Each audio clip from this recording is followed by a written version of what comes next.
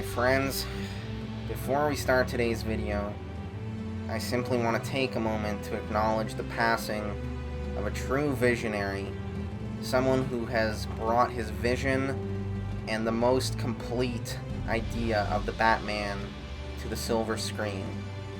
Rest in power to Joel Schumacher. I wish I could bury him myself. Greetings, my friends! Liam Stevenson here. And greetings to some of my foes, too. It is no coincidence that almost 8 years after The Dark Knight Rises, and 8 years that Bruce Wayne stopped being the Batman, I have returned to bring you a re-review of The Dark Knight Rises. Not unlike Bruce Wayne himself, I have taken this time to reflect on myself as a critic and improve my knowledge of cinema and general filmmaking. I just returned from Africa.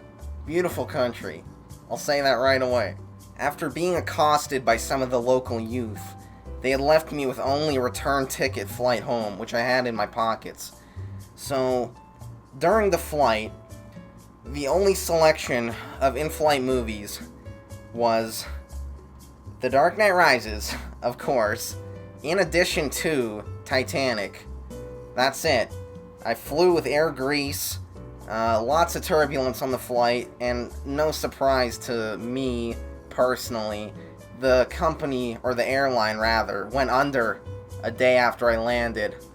So, on my flight, like I said, I watched The Dark Knight Rises, and I have to be honest here, just as bad as I remember.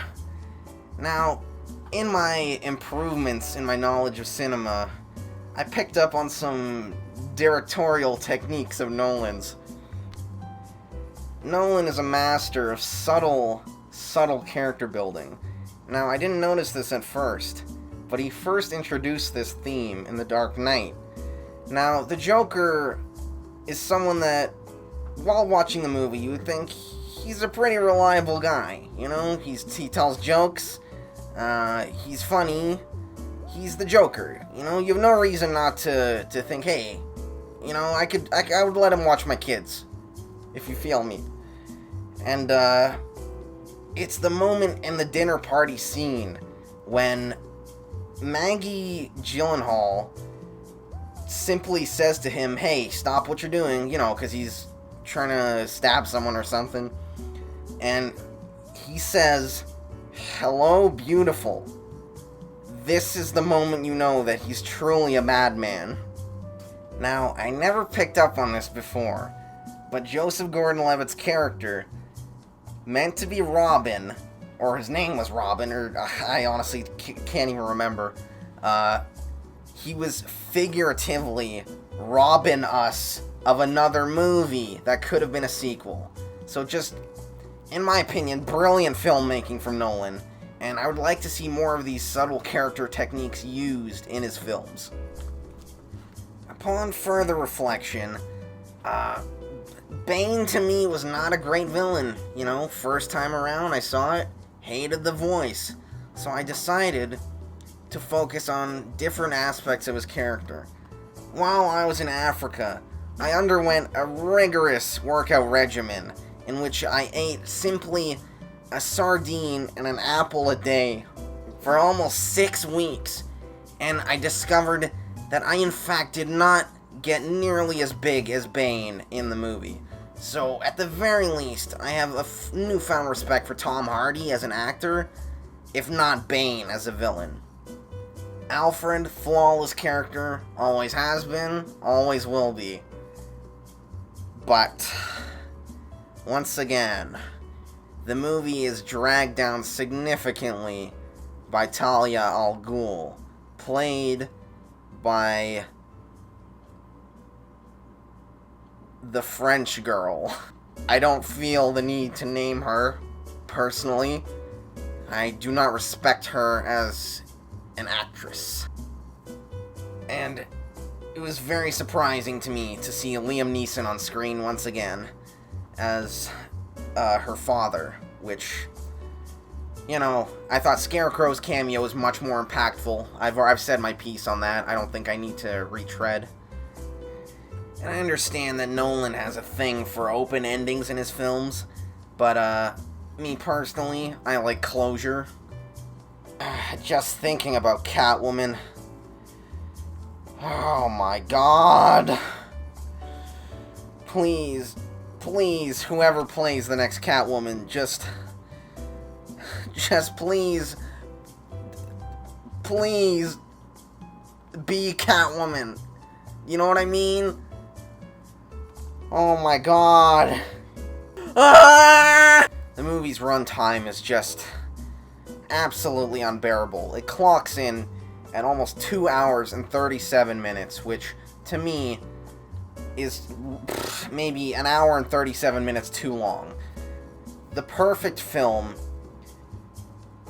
can be split into 3 30-minute chunks, which are easily digestible on my lunch breaks at work. As much as I dislike them, The Dark Knight, good runtime. Batman Begins, good runtime. The Dark Knight Rises... Oh! The Nolan Batman trilogy seriously makes me reconsider my own capabilities as a filmmaker. I truly believe that if Hollywood gave me even a quarter of the budget that he had to work with, that I could produce not only a trilogy, but an anthology of Batman films that would endure the test of time and will not have aged as poorly as, Bruce Wayne taking off his helmet and having no eyeshadow on. Like, come on. Rookie mistake! Ah! Now, I just feel like a broken record here, but the Joel Schumacher movies left a legacy with ripples that have just, Mother of Christ, exploded through Hollywood for the decades that they have been out, and I just don't think that Nolan's pathetic Batman trilogy can ever compare to such a cinematic masterpiece. And you better believe that I will be reviewing the Schumacher movies. I've said it once, and I'll say it again. The Joel Schumacher Batman films had such a clear-cut idea of what they wanted to be. You had villains that threatened the core of what your hero represents. You had gorgeous cinematography, absolutely jaw-dropping special effects for the time. And what do the Nolan movies have? Ham-fisted performances, a litany of editing techniques that I would spit at, and the promise of a fourth movie that we never got! Oh my god! Given the time to reflect, I'll bump the movie up to a -2 out of 10. Nolan, you are still a hack, and you will hear from me again! Liam Stevenson, signing off.